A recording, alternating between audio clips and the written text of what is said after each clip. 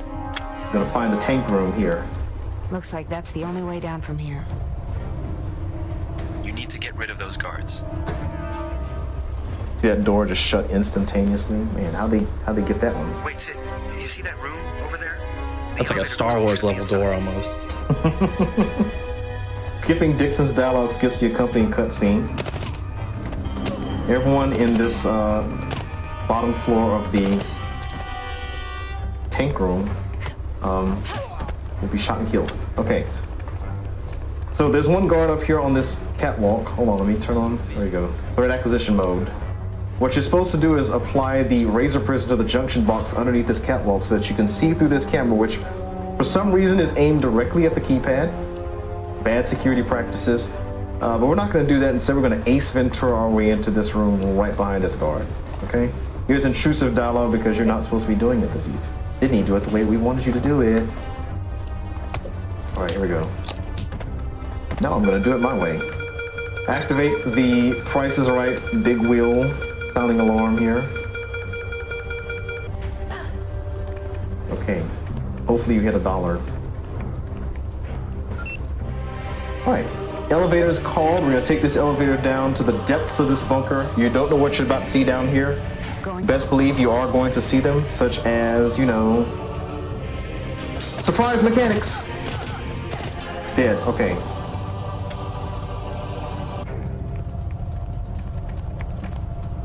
Okay. And she somehow has the power to stop that whole elevator from continuing until she's dead. Sid, we noticed some ventilation covers you passed as the elevator came down. That might be your only access at this point. Darth Maul Look right at there. these weapons. Speaking of Star Wars, about to fight some Darth Mauls. It's Doomsday Sith Lords here. So our next obstacle is this laser beam security system. You're supposed to put your back along the wall and use a laser beam disruptor to turn off these lasers, but we're gonna do super swag. Jump over all these. All right, boing, boing. Jump here. Okay. Jump here. Yes. Jump here. And then turn and jump. Okay, good. That looks very easy. It still surprises me that even is a possibility, but I'm not getting any further dressed like this. oh yes you are. See the guard Changing this control mirror? outfit. She looks about Change your this. size. Vaughn, shut up.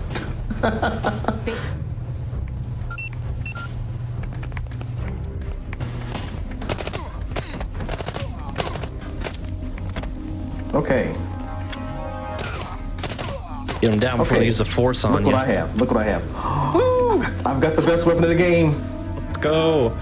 Rave Master Deluxe 5000 XL. It's the best weapon in the game by looks alone. So here's a database. It has speakers on it.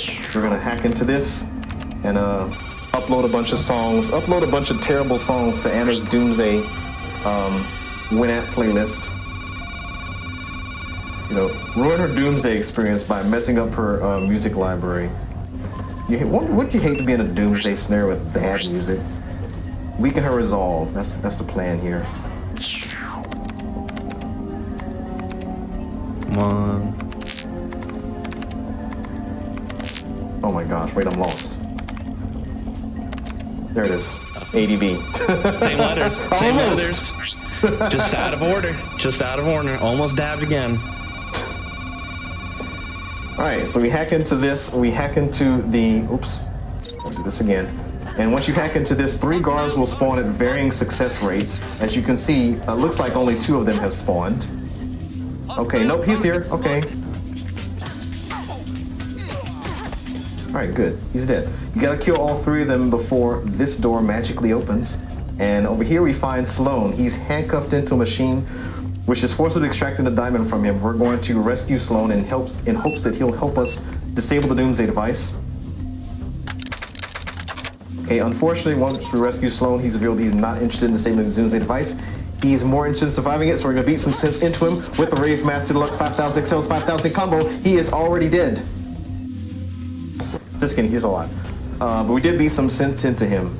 He has revealed there are 2 triggers for the Doomsday device, and he will destroy his own trigger. The other trigger is held by Anna. Unfortunately, Anna saw me beat up Sloan. She got so scared she ran through that solid wall. So we're gonna pursue her through a solid wall. But how are we gonna do that? You know, we're still alive. I mean, she's still alive, but we don't ask questions like that.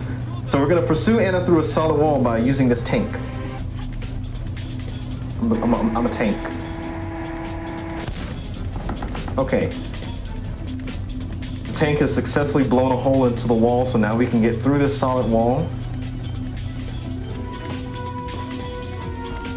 Okay, so Anna should be just ahead.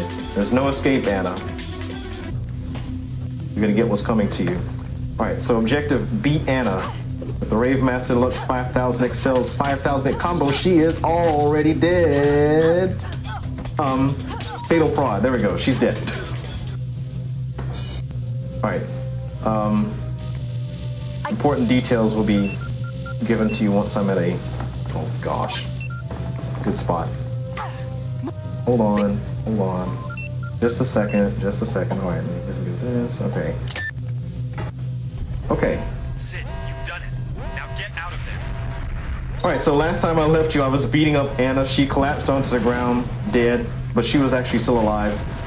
Then Sloan barged into the room and stabbed Anna fatally. This killed her instantly, but before she died instantly. But before she did die instantly, she yelled, "Sydney, you lost." Activates the Doomsday device, activates her trigger.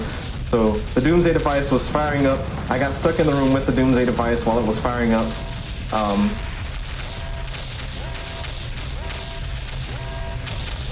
I used the Razor Prism and the Laser Beam Disruptor, which I've successfully routed out of everywhere else in the run, so you got to actually see me use them there. I used it to redirect the Doomsday device ignition laser, and for some reason it self-destructs, which is what you see happening right here. The entire bunker is going to blow up in 3 minutes and 45 seconds. You want to save the animals. The animals, of course, are these humans here. Hello. Save them by, I guess, killing them now. Yeah, so you got several rooms here. This room is, you know, catwalks have fallen over. Watch for falling debris. Watch for falling pianos and stuff like that.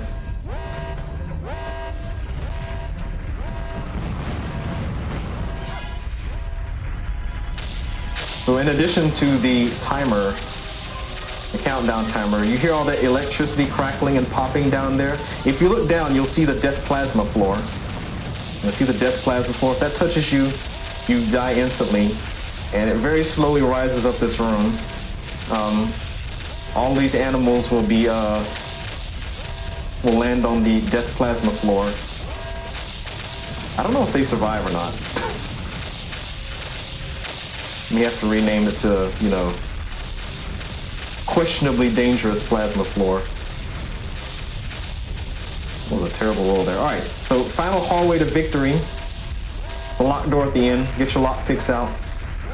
We're only a few small steps away from victory. Sweet victory. Final locked door. Watch me pick this lock.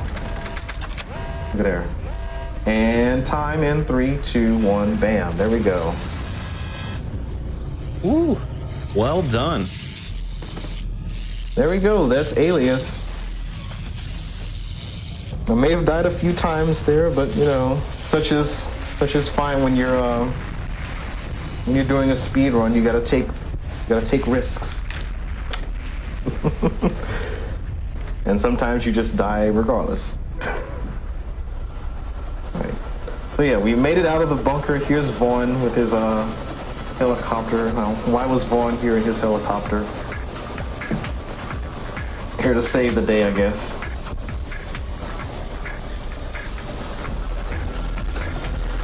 Yeah, Vaughn coming through with the helicopter. Oh, that was very well done. This game was everything I wanted it to be.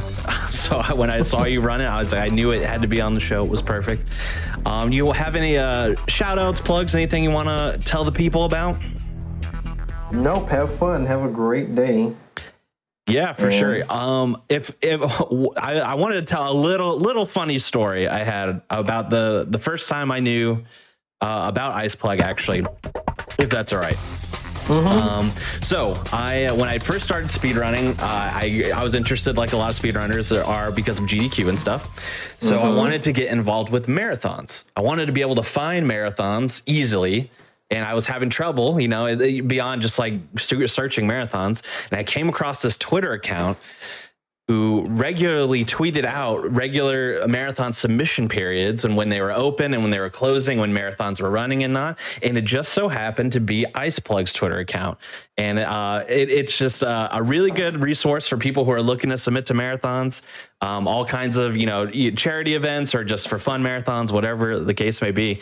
Yeah, that is a great resource on how to find them. Yeah, so.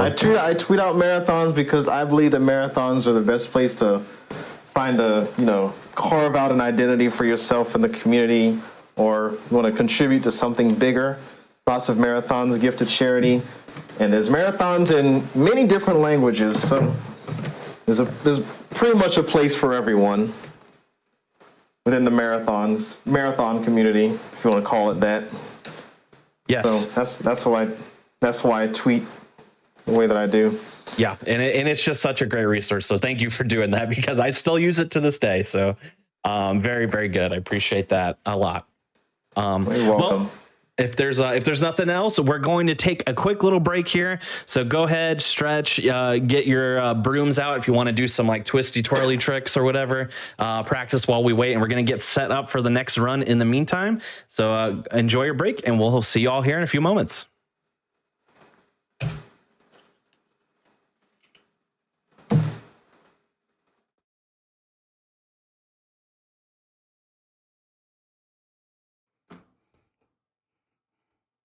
All right, and welcome back to Awfully Silly, the Awful Agents episode.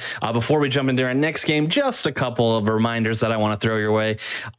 First, if you enjoyed Frost Fatales, like I'm sure a lot of you did, later this month, Frame Fatales is going to be doing a presentation of their Game of the Month celebration. They learn collectively a speed run each month, and then on the celebration, which is going to be on March 26th on this channel for Hotfix programming, they'll run each of the games that they have learned since they started doing that program, which is going to be it's going to be really, really cool. There's a lot of fascinating, interesting games in there, so you're not going to want to miss that. Additionally, if you have any ideas for your own show or one-off events for the Hotfix, the GDQ Hotfix programming, feel free to go on over to gamesdonequick.com/hotfix to submit your own ideas so we can get some new and interesting shows up on the schedule. But for now, I think we have to just jump right into this next game, which is I have a very soft spot for, which is Enter the Matrix. We're going to be running the Niobe campaign, and it's going to be run by none other than Big Law. Big Law, take it away. Hi there. I am Big Law. I actually haven't watched as much of the demo. I wasn't anticipating it playing, but it started right as we were transitioning. So I think we need to actually get into things because that's the hot fix. But yeah, we were running the Niobe campaign on easy difficulty because, you know, it makes it a lot easier to not get absolutely blasted by the enemies in this game. So we will select Niobe, and we will get into it. So the cutscenes in this game are actually tied to the clock rate of the CPU, so that's why the cutscene was really fast there. We'll be skipping pretty much all the cutscenes, unfortunately, but they are very good. Time will start. Are we good for time? Yep, we're good when you are. All right. Well, let's get started in 3, 2, 1, go.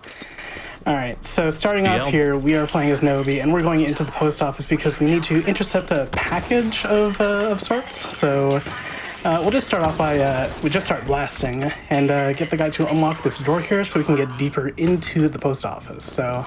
Did you hear about the DCS men's locker room? Could you please leave? Yeah, so we'll leave there. Before we continue on, I do want to just stop at this Powerade vending machine, get a couple of bottles. All right, I'm good to go. So stay hydrated, gamers. Stay hydrated. Get your electrolytes. Stretch. Just a little bit of wellness there. So Yeah, this game is very silly. The controls, as I'm sure you've seen people in chat mention, can be pretty jank, so we may be doing some very silly maneuvering. But for now, let's press some buttons, gotta go our own way, and we'll actually get to see some cool abilities of Niobe coming into the next coming levels. So, Conception, I got a level with you right here. I've never actually beaten this game casually. I haven't beaten it casually since I must have, when did this movie come out? So whenever this game came out, I bought it for PS2 and I beat it casually then. I think I only beat Ghost and not Niobe though. And that's the last time I beat it casually. So that's gotta be a lot of years ago. Yeah, so, oh man, 20. Anyways, there I just did a focus jump, and you see on the bottom of the screen there, we have 2 bars for our health and focus, and focus allows us to basically dodge bullets or do things that, you know, normal humans typically don't do. But we'll get into that a little bit later. Right now we got to avoid the forklift here. I seriously doubt that cop is forklift certified, but you know, it's the Matrix. I'm sure he downloaded his certification anyways. And I will try and go for a cool jump here. Very close. If you do a high jump and pan your camera up just right, you can snag the ledge of that wall there and skip this little section here. It's a small time save, but cool if you get it. Suspect located. We have been located. It's very sad. Nah, I can't go for the power raid. Slow. You're hydrated enough. You just had one like 2 minutes ago. Not even. Yeah, so we'll do another focus jump here just to hop up. There's 2 different focus jumps. You can do a high jump and a long jump, as we saw earlier. Just, you know, get greater length in our jump. If you look to the left there, you can see a cop spawn in right behind the shelf. And these cops are really bad at their jobs. I will say that. Also, we're just really tanky. I'm not really sure what that dress is made of. Maybe Kevlar, I don't know. But we will hit this little mailbox. And actually, a cool thing about focus is that once we tap focus and we shoot our whatever gun we have, we pretty much activate aimbot. And shoutouts to aimbot, cool hotfix show ran by Airmo and my friend. And the aimbot just allows us to pretty much lock in and shoot anything, provided we're within range. So we are locked in the post office, and to get out, we need to kill, I want to say, between 9 to 13 cops. So I am trying to look away from the various spawn points just so we can force these guards to spawn in. And once we kill enough people, that door will open up. There's a guy over here. There we go. Nice. Good timing on that door. And we'll be first off setting off a pretty big explosion, and secondly getting out of the post office. So while we're running through this very fiery post office, Conception, do you have anything you want to plug or say? Yeah, well, first, I wanted to shout out these running animations. I talked about it in chat earlier, but both Alias and this run have some really funny character running animations, I think, especially like Niobe here, swinging her arms like up to her face. Yeah. Like it's really high, super high, but I mean, that's how they do it in the Matrix. But for an actual plug, if you happen to be watching in the future on YouTube, feel free to go on over to twitch.tv/gamesdonequick if you're interested in looking at our live content, which starts weeknights at 7 p.m. Eastern and weekends at 1 p.m. Eastern. We appreciate your support. Subs and bits help support this hotfix content, so please consider supporting our daily content by subscribing or cheering. We appreciate it. Heck yeah. So we are now on our way out of the post office, and I remember earlier when I talked about the cutscenes and the speed in which they go because of the clock speed of the CPU, that also applies to driving. So we're going really fast. I think all the other cars as well are going really fast. So the driving in this game can be a little bit outlandish. Also, very fun fact here. If you're to play this game on a Radeon graphics card, so like AMD, the tires would be square, as well as I think Ghost glasses, but I'm on, NVIDIA. Here we need to just wait around for 2 minutes, so I'm just going to be chilling for a short little while. Oh, I have to follow up. You said on Radeon cards, the tires are squared. Please tell me the car doesn't run like the tires are squared, though, right? So it's like... As funny as it would be to have the car, just not work, the car does... Well, I would say works as it normally would, but as we can see right now, the car isn't really working as it normally would. Yeah, so here it's just... We need to wait for the bridge to open up so we can cross over to the next level, so it is just a matter of driving around and not getting completely destroyed by the cops. You can see these lights here, the green and red ones. There's 6 of them, and each one indicates 20 seconds of time that has passed, so that's a good little visual indicator if you don't have a timer handy to see when the bridge will be open. Also, we got this cool first-person camera, so you can take a look at Niobe's hands there. We're driving. It's very silly, awfully silly, in fact. Badoom ching. Yeah, there's also a cool little nook here that we can wait in a little bit, so we don't have to worry about the cops too much. If you need to, get up, grab some water or whatever.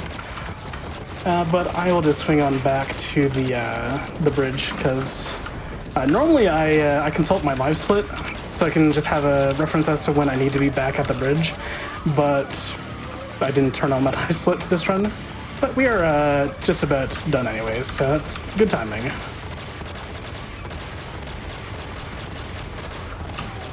All right. Also, we can control the car using our mouse, which is very bad. Oh my gosh. Yeah, I would never, ever recommend using the mouse to drive a vehicle. Just what a design choice. It is a choice. Of all the choices to be made, it is one of them.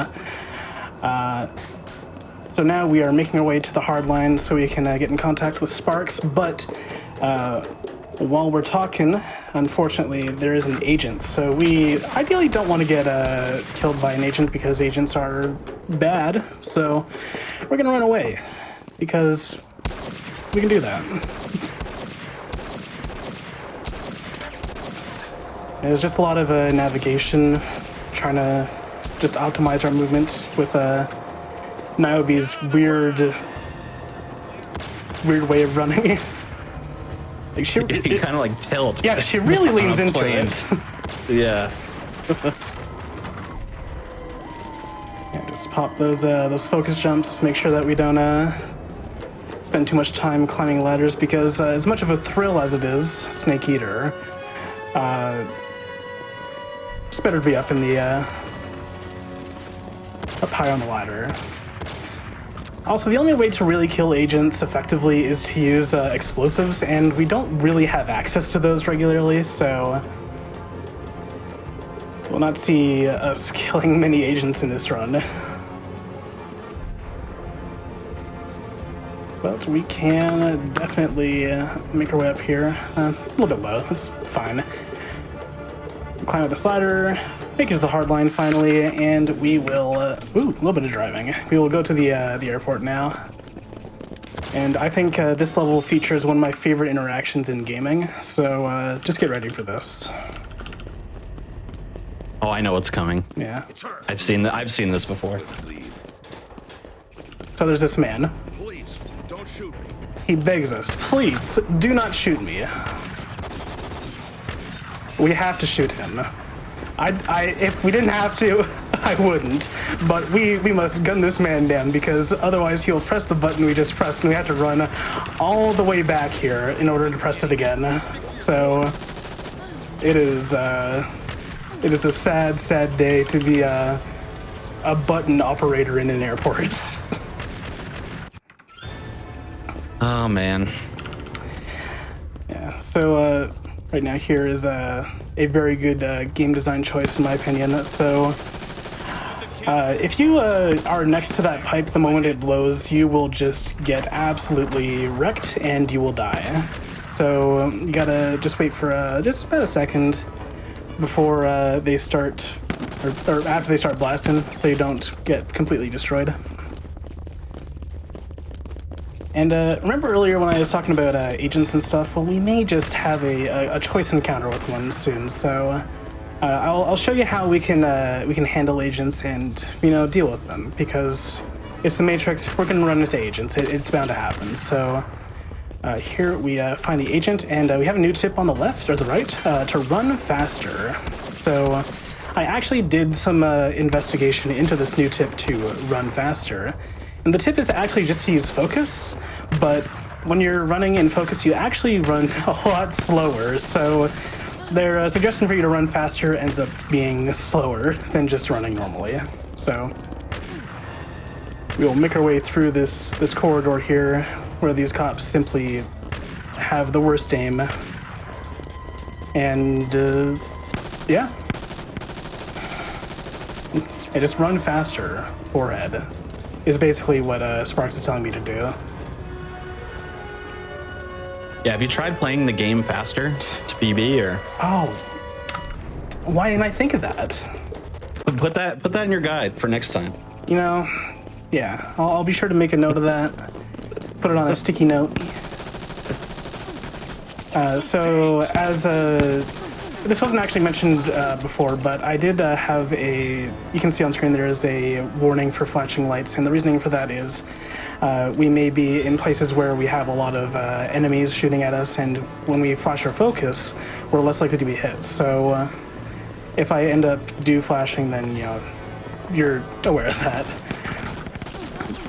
May do it a little bit later on in this level, just so we don't get completely, Swiss cheesed by bullets. And you can climb up that box a little bit faster just by completely jumping over it, but we didn't quite get that. Also, here is a slight little lift. Very important to press the button and wait for a short bit, because otherwise we will die due to pure just fall length. So it is not ideal to die because of that. Just gotta have that quick little intermission between the jumps. So here now, I believe this is just called the tunnels or something, but we just have to run through this corridor. It's very dark. There's these cops that have sniper rifles in this very close quarter area. The snipers are very well-known weapons for close quarters engagements. In the dark, especially. In the dark, yeah. So these guys aren't really hitting much. These guys actually have assault rifles, but they didn't really shoot. Now here, I'm gonna line up right on this little thing on the ground here and start throwing some grenades.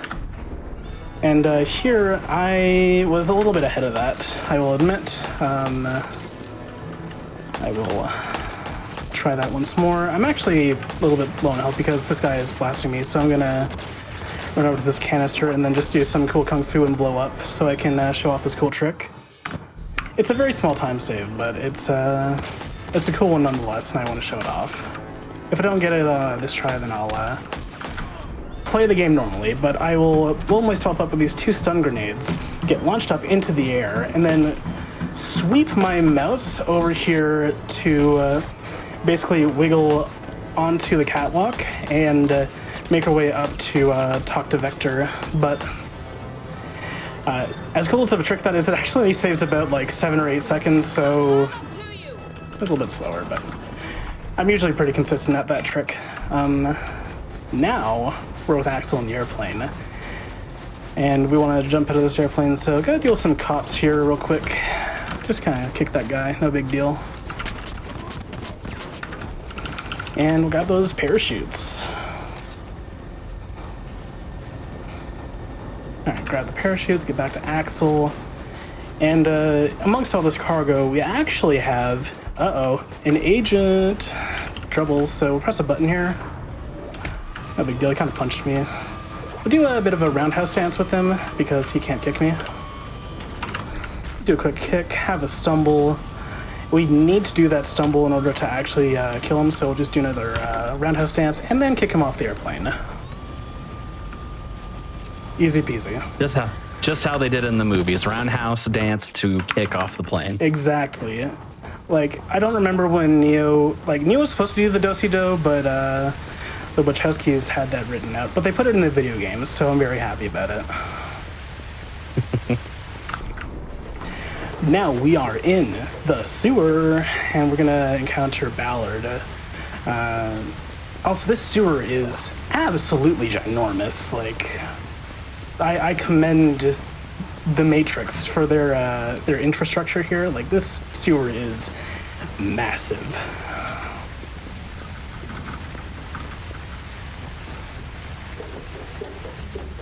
I don't really have too much to say. I'm just I'm in a giant sewer trying to run to Ballard. What a thrill, Snake Eater right here. I love ladders. Everyone loves ladders. To give us a little context as well, so obviously you're running the Niobe category. This game is unique that it does have 2 distinct campaigns, right? Yes, that is correct. There is some slight differences in how the levels are, and one of the big things is that the Ghost campaign actually has it so you're in the passenger seat, but here I actually just need to focus and do some sniping. That guy is dead. Okay. All right, cool. Also, the sniper's really bad. I have to scroll in with the mouse a lot to zoom in, but going back to the previous topic of Niobe vs. Ghost, the Ghost campaign has us riding passenger for the driving segment, so it can be a bit slower because of that. Oh, okay, yeah. All right, climb up here. Going to be a bit MLG, so do some no scopes here with our focus. Oh, nice. This one we actually have to aim for, so nice. All right. So now I got some grenades, so throw them, blow up this fan, and we're gonna get onto Pumped. And Pumped actually has a pretty cool bit of speed tech in it, similar to catching a plane. We are gonna use our grenades to do a bit of a big jump. The offensive grenade, as you may figure, makes it so it hurts a lot more. Also, I despawned a bunch of enemies in this room by doing a high jump there, so that was pretty cool. But now, gonna do a quick barrel jump. Nice, jump onto this ledge. Blast these guys. Blast that, and throw the grenade. Oh, I was a little bit off on that one. I'm gonna need to hide so I don't get completely destroyed. My health is a little bit low, so doing this level normally takes like an extra minute and change. So going for half pump skip is generally a good thing. I do need to try and get rid of these cops because otherwise my health is not going to regen. All right.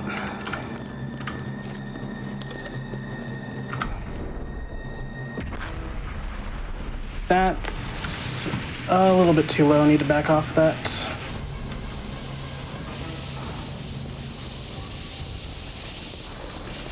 You know, get it first try and practice, and then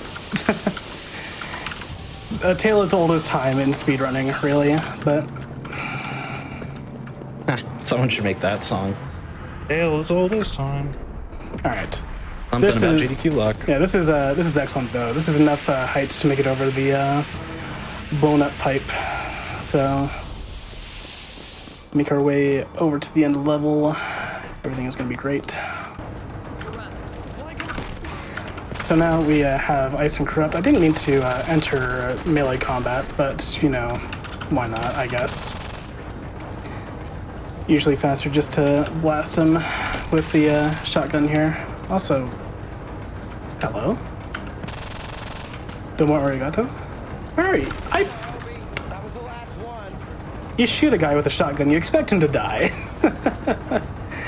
But anyways, we need to climb up here to join the other rebels, Ice and Corrupt, but unfortunately there was an explosive we just could not see, so we gotta run our way through here. Yeah, so these guys are not too big of a deal.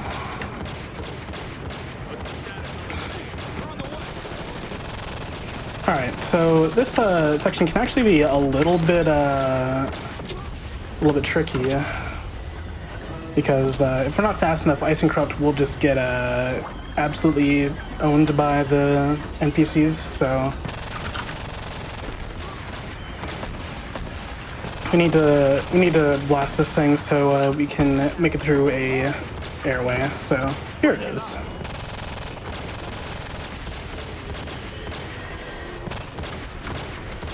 All right, have that thing fall in, and we are done with Ice and Corrupt there.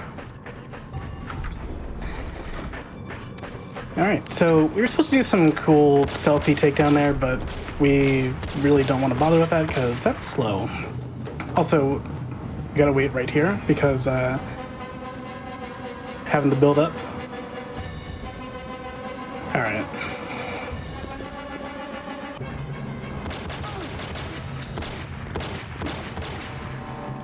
So, yeah, there's just a proximity-based audio trigger there, which is very silly.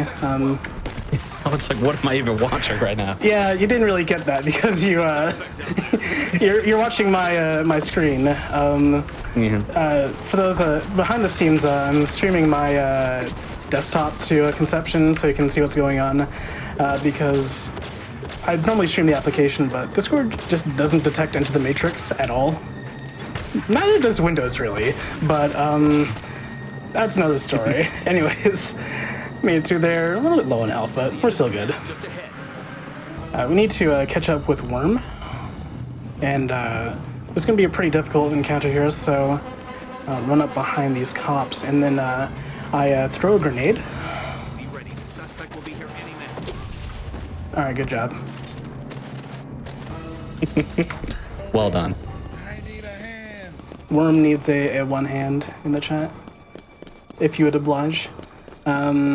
But otherwise, now that we've blown up all those guys, we just got to run through the sewer and hopefully not get Swiss cheesed on the way to the next level.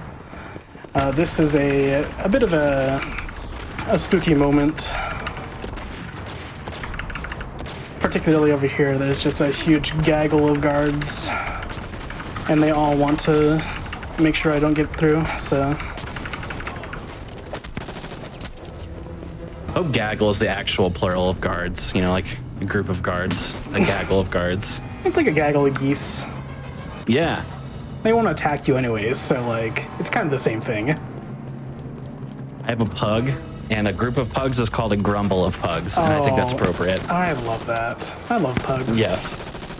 Oh, he's a good boy. All right, so gonna just run through this pipe here, do a big jump, make sure we don't fall down to our deaths, slide down the ladder. And there's actually a pretty good skip here. This room normally involves a lot of like climbing and, you know, shimmying across ledges, but if we can make that jump, we can actually save about 1.5 minutes, which is pretty good. But if we were to land on that pipe the wrong way, it's incredibly slippery because it's in the sewer. So, fortunately, we did not fall. Very glad about that. Now here, we're actually going to be ambushed. Spoilers. Jump into the explosion. The cops are kind of wondering, like, what's going on. It's fine. Yeah, I'll just go down the hole. No big deal. If we have our gun out, we actually have a, you know, flashlight, but we can just kind of follow the non-existent light tunnel through the tunnel, and we know where we're going. And we're making it all right. That guy threw a grenade. Actually, good throw, but completely missed me. I've definitely had times where that guy's thrown a grenade and it landed like right at my feet, so it was pretty bad. Also, these guys are all in position trying to be cool. One guy's a little bit late though, so let's see if... Yeah, he kind of just stumbles out, you know, wasn't ready. Sometimes he can just completely eat it, and it is excellent. But sometimes he actually does a very nice tactical roll, so, you know, big ups to whenever he does that, but most of the time he doesn't hit it. I was gonna say, it depends on if he rolls high or low in initiative. Exactly. D&D joke for all the chatters out there. Yeah, here, I have enough health, so I'm just gonna run through and face tank all those bullets. Face tanking bullets is an essential part of being in the Matrix. And yeah, fun fact, if you ever jump or drop, your health regen stops. So sometimes you can end up going through here with pretty low HP, but the lower HP is the faster it regenerates, so we can end up being pretty alright. Here is a little, I'm actually going to do a quick little dive and a front flip for style, so I don't die. Also really fast cutscene. And now we have to do a cool sniping section. First we gotta deal with these snipers up here though, so... Just do a quick no-scope on this guy, get his gun. I actually can't no-scope that guy because he's too far. And then... Alright, nice. Alright, I'm gonna actually turn on my free scroll mouse wheel now because allows us to really zoom in and just absolutely get in there. You saw how I was zooming earlier and it was very slow, but the free scroll makes this a lot better. Also, the bullets are not you know, just laser instant, no travel time. I actually need to calculate slightly in case they're moving, but we actually made it through that pretty much perfectly. So we're now in the mansion that Neo visits, you know, at some point in Revelations, I believe. And here's the vampires, so we're gonna start fighting vampires. They're very difficult, very annoying. Have to do pure melee, so yeah, you're dealing with these guys pretty easily. Let's see, is this guy dead? Yep. You would think they would have thought about silver bullets, right? Is that a thing for vampires? Is silver bullets, or is that just werewolves? I think that's just a werewolf thing. I don't know monster lore. Yeah. So here is Vlad. He's very edgy. We can hear his. We can see his dialogue there. Hello? Please hit. I'm focused. Sir. Oh, he just. He Hadoukened me. Yeah, I was gonna say Kamehameha, but yeah, same deal. Yeah.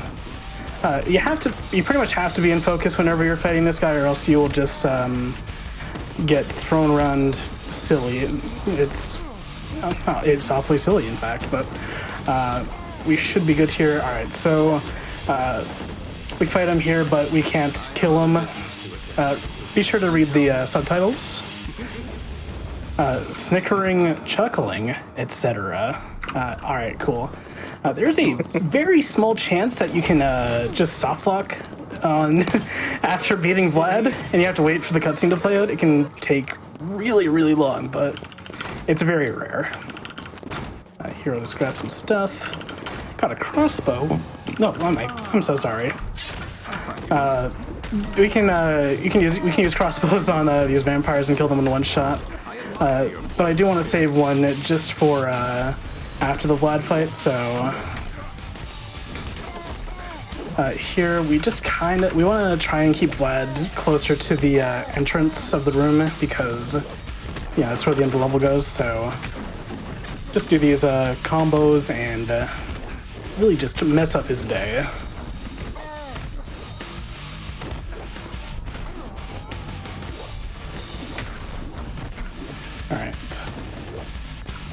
So we'll run him this way.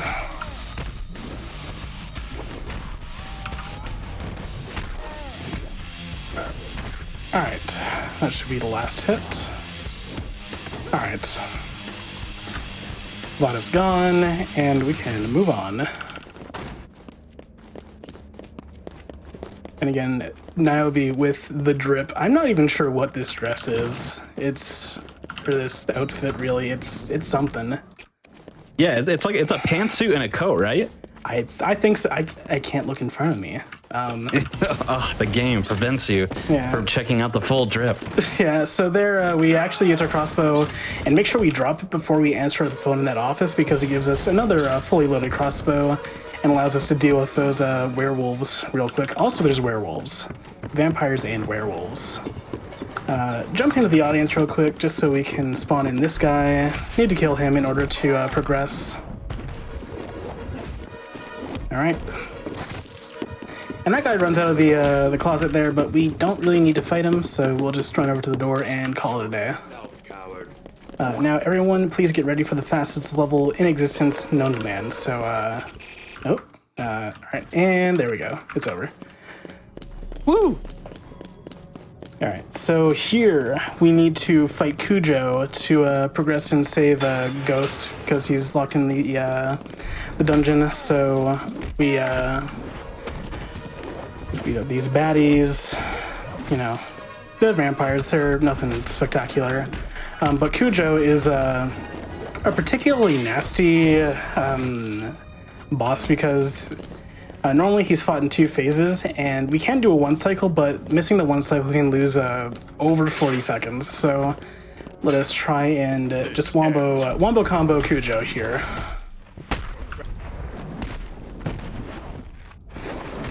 Yeah, so once he reaches half HP, that is when we want to be mindful of Cujo.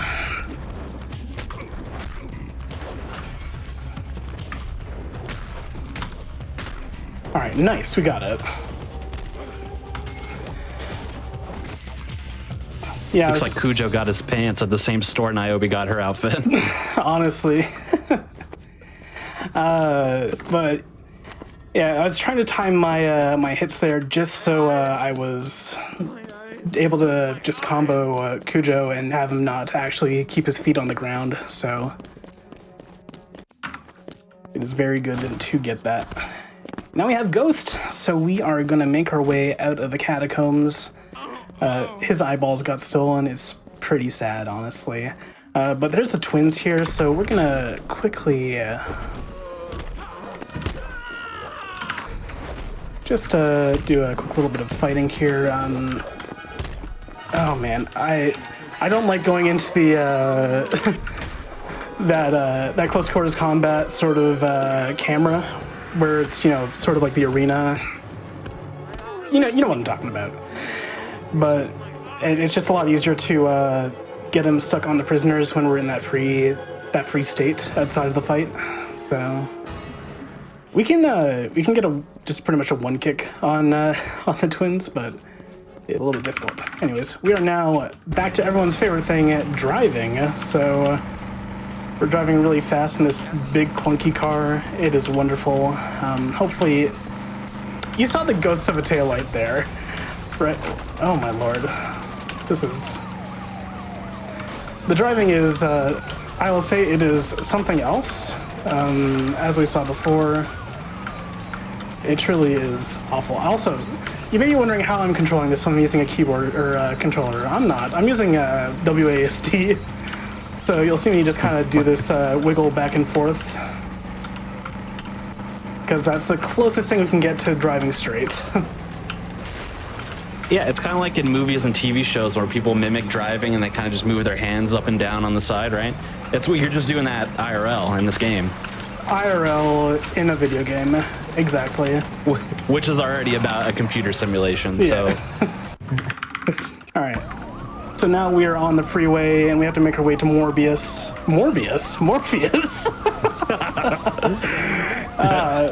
Stream not sponsored by Morbius. We can also have Ghost just hang out outside of the car and start blasting. Whoa.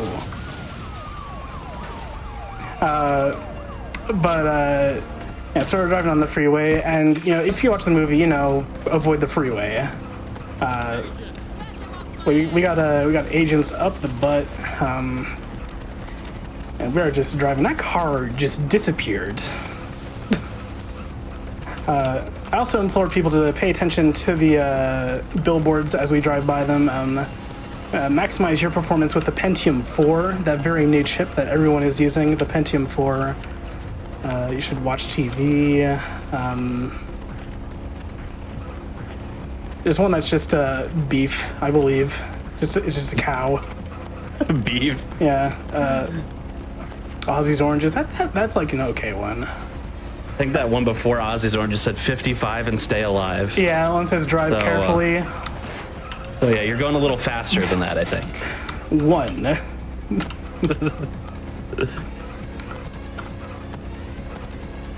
Yeah, there's also like a 24-bit.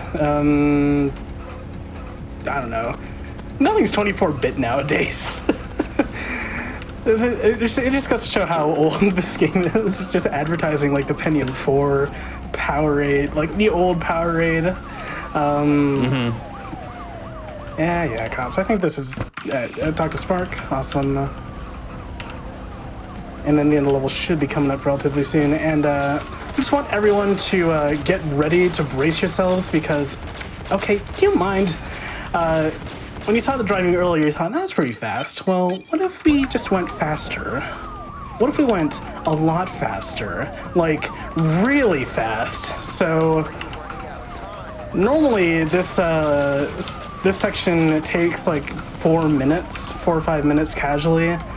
But, because of how this game is, we can complete this level in under a minute. We're going... oh my gosh. Far faster than we should. Morpheus... oh, whoa! There's... trying to do some new out-of-bounds. There's Morpheus, yeah, so we caught him. Good job. And now we are back. Oh man, everything feels so slow. Like... oh, it feels like we're going from like... going in a race car to waddling through molasses. Imagine what this run would be if it affected your running and movement, like not in a car as well. Oh my gosh. Like we would literally need to underclock our computers to play the game. Yeah. It's like, what is the most acceptable speed? Yeah. It's very silly. So, yeah, I'm gonna just flash focus here because I don't want to get a shotgun up the butt.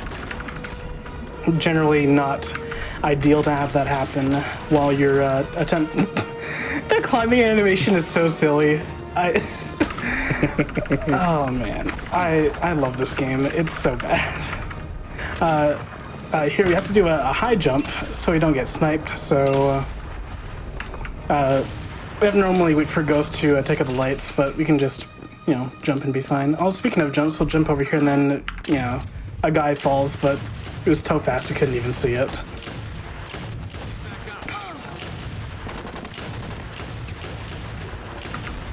And now, climbing out a ladder, make our way through this construction site. Pretty chill. Me getting shot, yeah, it's pretty chill.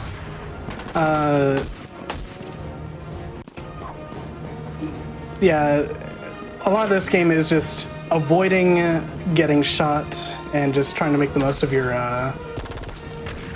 paths. Here, I'm just gonna shoot these guys real quick because... okay, first off, you're supposed to be dead. They can run up under you and you can either knock you off the ladder entirely or they can just unload right underneath you. I was about to say unload into your butt, but that's a little bit lewd. I don't know. So, deal with those guys, it's not a problem. And yeah, we don't do a lot of shooting, not right now at least. We will get a pretty cool fight later on though. I'm excited to show that one off. It is just a matter of getting our way through here and not dying.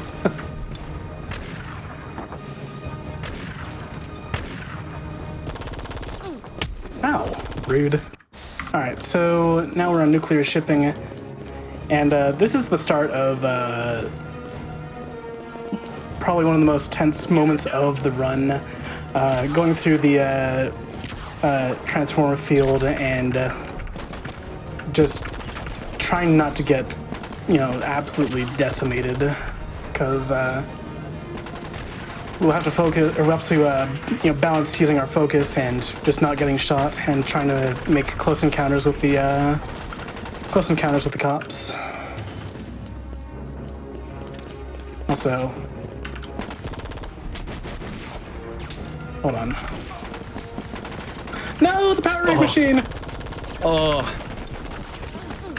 You monsters. That soldier was definitely a Gatorade fan. I'm more of a vitamin water kind of guy, Give me some Propel any day. So now we have this grenade launcher, and this grenade launcher is sick. It is awesome. However, this thing is dangerous, because if we carry it into the next load screen...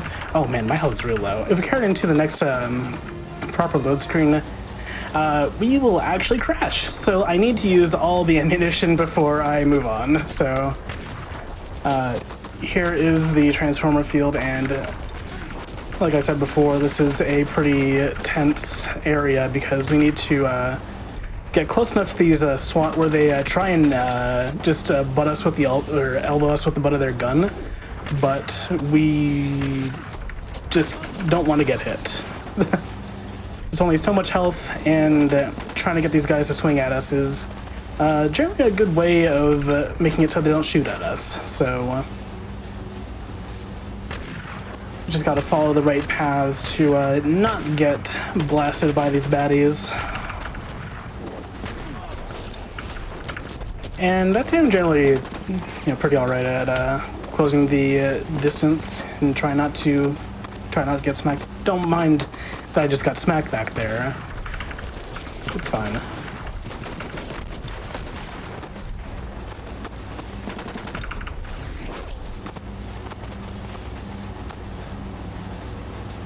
I don't know, Conception, did you ever have any difficulty with this level back in the day? I'm sure I had difficulties with a lot of these levels back in the day. That's fair. I'm not great at video games, as it turns out. But I do enjoy them. I was, yeah, right. I was stuck on this Powerade thing, right? And I'm just picturing, maybe they did this, I don't know, but I'm picturing like a bright lime green Powerade that they put out in conjunction with like these games and movies. And I bet that was tasty. That had to be so good.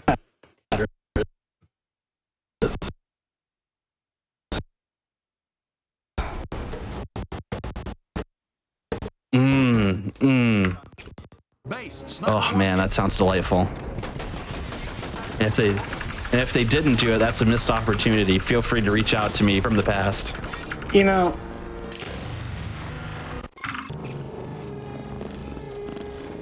I'd imagine it'd be like, ooh. Just a little pause here, yeah, just while we could see if we can get rid of those little bit of drops there. Should I just wait in place right now? Sometimes, it's hard to tell with this game if it's dropping or if that's like the game's design or if there's some matrix level stuff going on.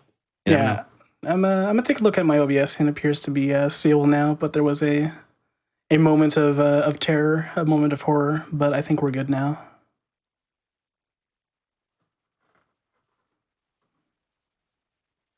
Okay.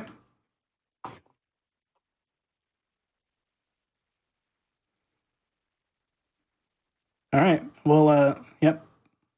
All right, back into it. 3, 2, 1, go. All right. So now we are back in the Matrix. Sorry for that slight hiccup. plugged back in. We're plugged back in. Someone unplugged the Ethernet cord from the back of my head. I know it's not an Ethernet cord, but Imagine. Just a little Ethernet cord they just take out every time.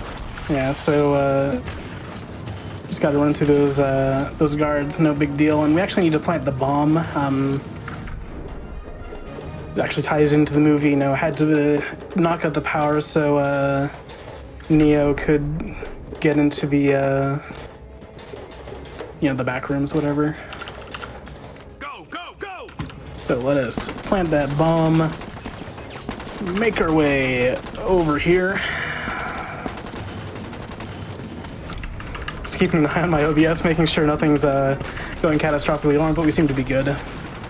Yeah, I think we're okay for right now. Yeah, so just flash that focus real quick, run up here, and like someone in my chat once put, it's like, got Tom Brady coming in here from left field. I love golf. I love golf. Golf is amazing. I don't actually love golf, but... No. Just gonna do a quick little run up here, quick little spin. Jump over here. Alright, the guard will get on there. Awesome. Knock us off. Just a little small optimization there. We jump over the walkway there. And we are now onto core control. It's a very long and difficult level. So we're just gonna do a quick jump there. Oh, I missed it. No, I was like 2 wiggles short. I do want to jack that game actually. Oh, that's a good jump. So core control is normally a very, very long level, but we can just do a very, very long focus jump and make it over to the end of the level. So we are gonna be done with the power plant very soon. Just quick cutscene. Awesome. Oh, Niobe venting, acting a little peculiar, a little off kilter. I'm not sure what the word is.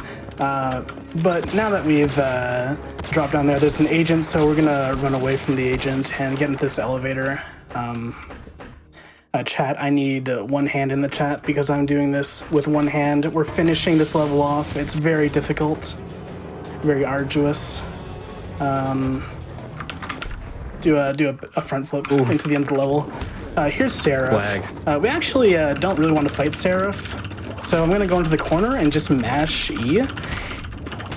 And the reasoning behind this is that if we were to beat Seraph, we'd actually need to complete an additional level before finishing the game. So we just go into the corner and have Seraph beat our butt just real bad. And we're now navigating through the tunnels of the real in the Logos, and we're gonna be finishing up the game in the next level, so. Street Fighter looks wild. Street Fighter 6, that Seraph fight. Yeah. Oh my god, they added Seraph to Street Fighter 5. Like, I know they're like going for like the hyper realism. It's like just put Seraph in as he is, 12 polygons. Yeah, we want one Matrix character. Who could it be? Seraph. Seraph. Yeah. We need one Matrix character. Who can it be? Mouse. That's right. The Logos. The Logos. They're just gonna have a ship. So yeah, the flying in this game is not stupendous. I'll say that much. You see these bad boys in front of us trying to breach the hull of our ship. Not actually rendered in game.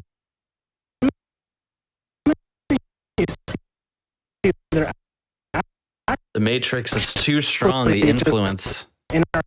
Hitting us extra hard. If you want to turn off the screen share to see if that helps, you can do that. Very silly. Yeah, I can keep up.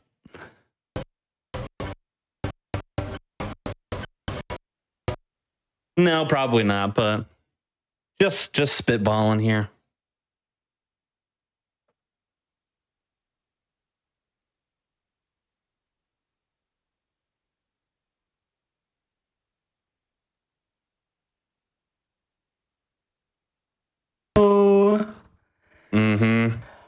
What the heck? No. You hate to see it. I can certainly do that. We're almost at the end anyways.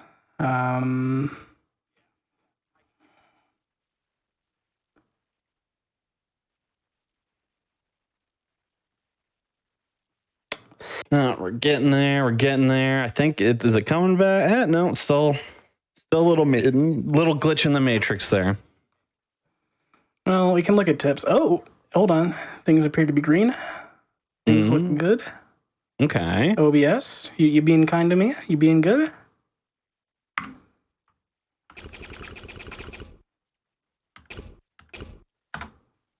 Maybe. Possibly.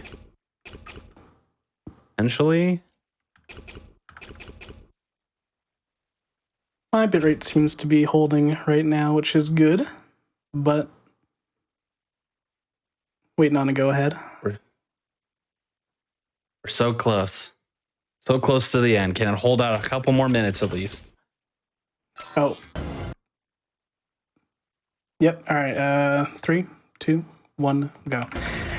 All right. So we're back. The Sentinels. I managed to get my router back, and we are going through the tunnels of the real. This level is just sort of meant to introduce you to, flying through the corridors. Like, this is pretty simple.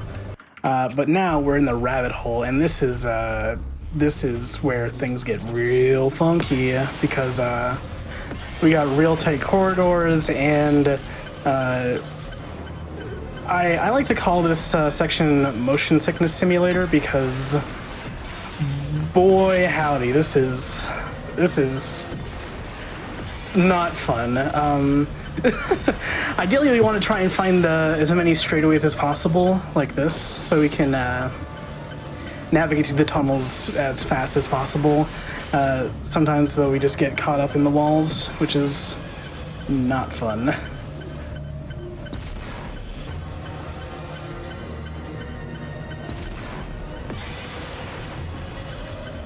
So, yeah, we're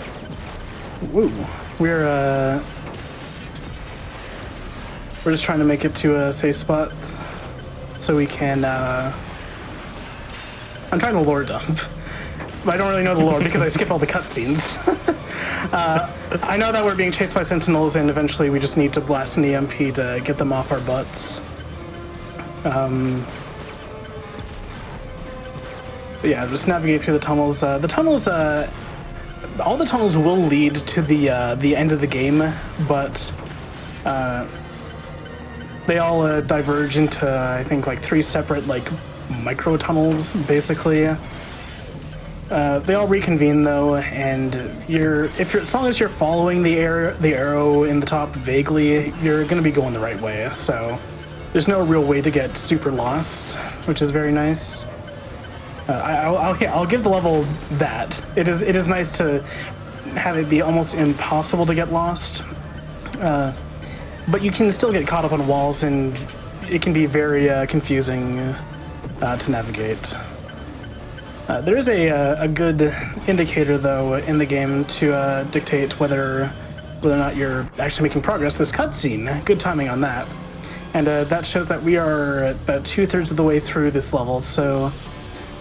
Time will be coming up, I'd say within the minute or so. It is whenever the matrix text code starts falling from the screen, and I will be sure to call it.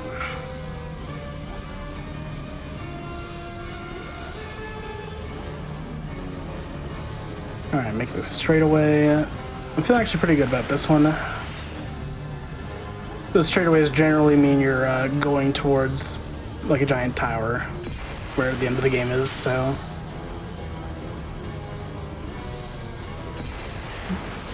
Yeah, this is, I recognize this corridor. Yeah, this is it, this is the end.